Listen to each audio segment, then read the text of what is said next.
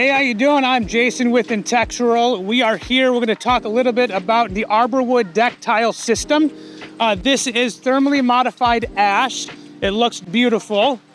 They come pre-assembled here. You can see we've got stainless steel screws as well as a pre-drill for the Deckwise deck connector system. So all you do is you throw these down and they fit in there beautifully like that, and you just connect them. Boom, boom, boom, boom, boom. So we're gonna put them out on this deck.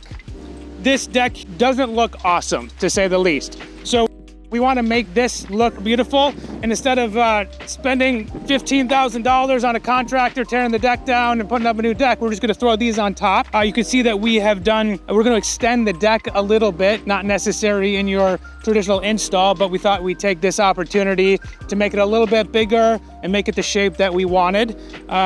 So we're gonna throw this down, put these together, and you'll see how quick and easy they go together. So follow me.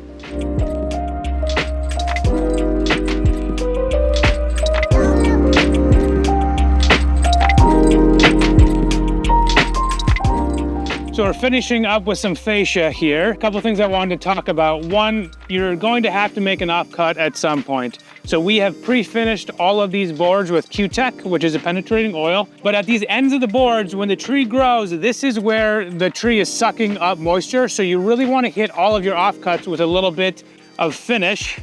That's going to soak in there and help you out. The other thing I want to talk about is spacers. So when you put your tongue and groove together, you're gonna wanna have a little spacer on hand. You're gonna throw that in there, and you're gonna have a spacer that holds it off about a 1/16 of an inch from each other. That allows for a little bit of initial expansion, and then it'll set after that. So thermally modified wood does not expand and contract like other wood, but it does expand a little bit after a first weather event. The other thing is pre-drill.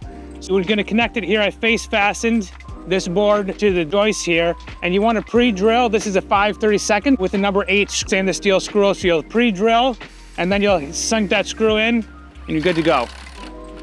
And there you have it. The deck tiles are in. The deck tiles themselves took about 25-30 minutes to install. So the hardest part was the trim. Takes a little time to get the trim in, but nothing too complicated there either. So this is a fantastic way to make a pretty ugly deck, let's be honest, look absolutely stunning. Thanks for watching. For more information, visit Intectural.com.